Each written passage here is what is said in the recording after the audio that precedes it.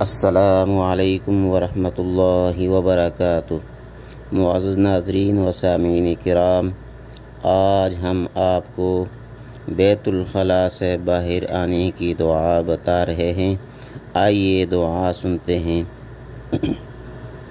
عن انس بن مالک قال كان النبي صلی اللہ علیہ وسلم اذا خرج من الخلاء قال الحمد لله الذي أذهب عني الأذى وعافاني۔ رسول اللہ صلی اللہ علیہ وسلم جب حاجت سے فارغ ہو کر بیت الخلاء سے باہر آتے تو کہتے الحمد للہ الذی اذهب عني الأذى وعافاني۔